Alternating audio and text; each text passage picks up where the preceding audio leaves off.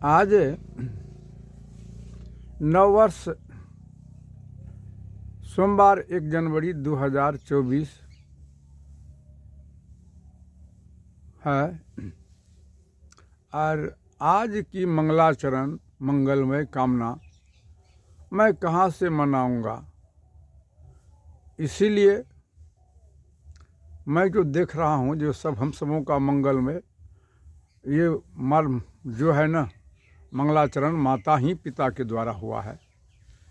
जहाँ से हम जन्म लिए हैं तो पगडंडी हम वहीं से उठा के चलेंगे तो वहाँ 1 किलोमीटर नहीं होगा, वहाँ 0 माइल होगा। वहाँ से चलते चलते जहाँ 1000 मीटर पूरा होगा वहाँ 1 किलोमीटर होगा। उधर से मुड़ेंगे तो वहाँ भी 1 किलोमीटर नहीं होगा, 0 माइल होगा। वहाँ से फिर पुनरावृत्ति एक एक पगडंडी प्रक्रिया करते जिस गंतव्य जगह से मैं चला था वहाँ जा पहुँचेंगे तो 1 किलोमीटर होगा। तो 1 किलोमीटर न इधर है न 1 किलोमीटर उधर है, बीच वाला प्रक्रिया 1 किलोमीटर है। तो माता पिता 0 माइल है।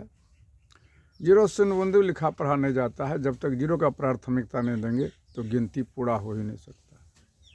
इसलिए धरती के रूप में माता है, आकाश के रूप में पिता है। जितने भी देहधारी पैदा लिया है माता पिता के द्वारा जन्म लिया है, अंत में सबको इसी माँ वसुंधरा की गोद में सो गया। चाहे ब्रह्मा विष्णु शिव जैन बुद्ध ईसा मूसा व्यास वशिष्ठ संत तुलसी कबीर हम आप माता पिता के द्वारा जन्म लिए, अंत में इसी माँ वसुंधरा के गोद में सो गए।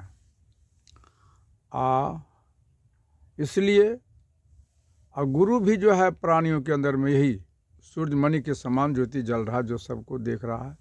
सब कोई उनको नहीं देखता है, उनको कोई बिरला ही दिखता है। सब माता ही पिता, इसलिए परम प्रभु के स्वरूप में, ईश्वर के स्वरूप में, मंगल मूर्ति के रूप में साक्षात माता पिता है। इसलिए हम माता पिता का मंगलाचरण समों से निवेदन करता हूँ, करुणा करता हूँ। माता पिता का मंगलाचरण जय नमा के परम प्रभु स्वरूप मातृ पितृ गुरुदेव के चरण कमल सिरधार करूँ बंदगी प्रेम से हाथ जोड़ त्रिवार।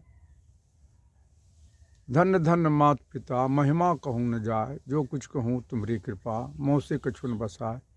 मंगल मूर्ति मात पिता विनवों बारंबार, जन्म देता पालन करता सर्वस्व देता दान। प्रेम से कहिए परम पूज्य जन्मदाता माता भगवान की जय हो। पालन करता पिता भगवान की जय हो। आत्मज्ञान दाता सदगुरु संत सम्राट शिरोमणि कबीर साहब की जय हो।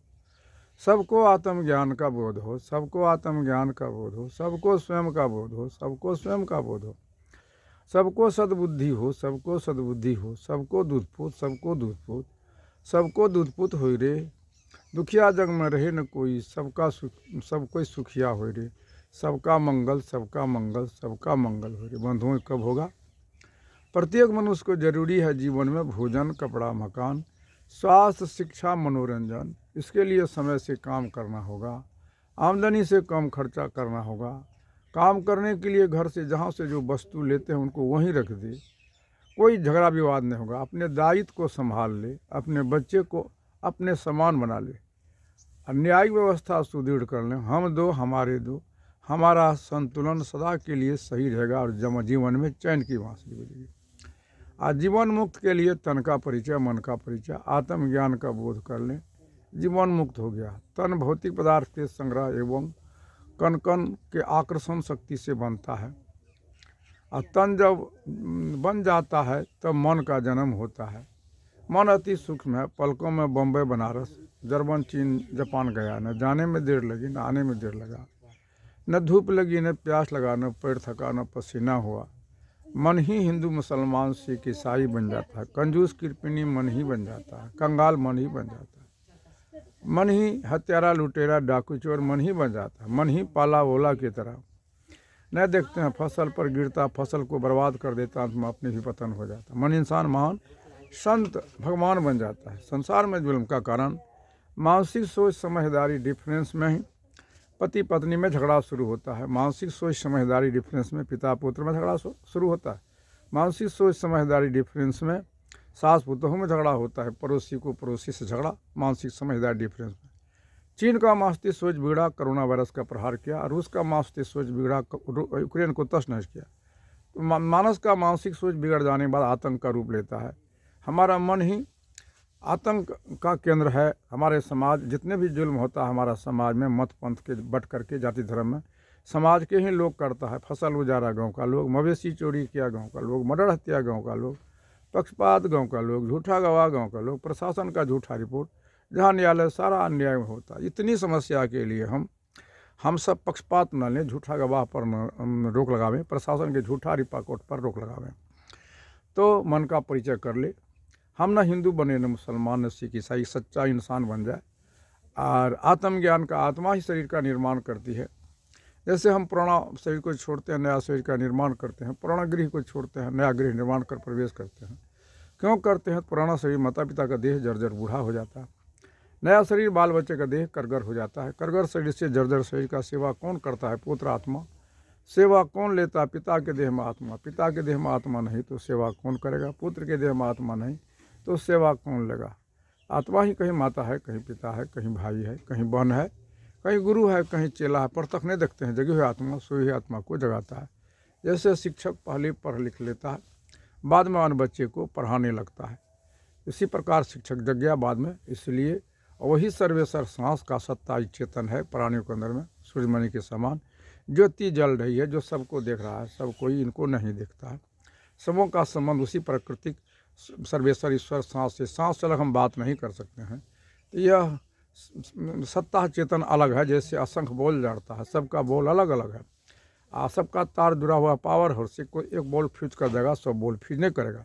शरीर हमारा बोल है, सबका सांस का तार उसी प्राकृतिक पावर हाउस सर्वेश्वर ईश्वर से हैं। हमारा बोल फ्यूज करेगा, सबका बोल फ्यूज नहीं करेगा। ये आत्मा को पहचान लेंगे। सब कोई माता पिता के द्वारा जन्म लिया है। धरती के रूप में माता है, आकाश के रूप में पिता है। माता पिता से बढ़कर के धरती पर न कोई दूसरा ईश्वर है, न कोई गुरु, न कोई देवता है। इसलिए धरती के रूप माता है, आकाश पिता है। जमीन मरेगा तो संपूर्ण वन परत सूख जाएगा, आसमान सोएगा, सृष्टि मंडल भस्म हो जाएगी, माता पिता रोएगा। इसलिए शरीर साधन से हम माता पिता का सेवा करें, अपना निर्वाह करें, और भूखे को कुछ दीजिए अर्थात चित जो है। गलत काम में हाथ बटाएंगे सज़ा मिलेगा। हम आँख से देखते दिखाते ही हमारा धर्म है, गलत दिखाएंगे सज़ा मिलेगा। कान से सुनते सुनाते हैं, गलत सुनाते सज़ा मिलेगा। नाक से सांस लेते छोड़ते, गलत सांस टिकता नहीं है। मुँह से भोजन करते बोलते भक्त भोजन न करे, गलत ना बोले। बोल रहा हूँ कंप्यूटर हो रहा कि वाकई कंप्यूटर हो रहा है। इसलिए भला किसी का कर न सको तो बुरा किसी का मत करना। पुष्प अगर बन न सको तो कांटे बनकर मत रहना। इस शरीर का गौरव कभी मत करना। कागज़ का पुड़िया बूंद पड़ा गल गया, मिट्टी का बर्तन ठोकर लगा फूट गया, घास का ढेर चिंगारी फरा बोल के देखिए। रावण कौरव कंस कोई सदा नहीं रहा, इस सपना में मत भुलाना। इस शरीर कागज़ का पुड़िया बूंद पड़ा गल गया, मिट्टी का बर्तन ठोकर लगा फूट गया, घास का ढेर चिंगारी पड़ा जल गया। इसलिए इन्हीं शब्दों के साथ मैं तमाम श्रोता गण को और नन्हे मुन्हे प्यारे बच्चों को, हमारे छोटे भाई बहनों को तथा श्रोता प्रबुद्ध बुद्धिजीवियों को उन्हें नमन करते हुए सबों का शुभकामना कल्याण मंगलमय मनाता हूँ। मंगलमय तब होगा जब तक कि अपने स्वयं का बोध नहीं होगा। इन्हीं शब्दों के साथ मैं श्रोतागणों को नमन बंदगी करता हूँ। मेरा विचार जो सही होगा उनको अनुसरण कर लेंगे, जो गलत होगा मेरे इन्हीं लिए शब्द छोड़ देंगे। सही होगा तो मेरा, गलत समझ में आएगा तो मेरा मोबाइल नंबर 9471075674 है। इससे संपर्क करेंगे और बात करेंगे, और हमारा जो गलती सुझाव भी देगा। इन्हीं शब्दों के साथ मैं अपनी को बंदगी करता हूँ।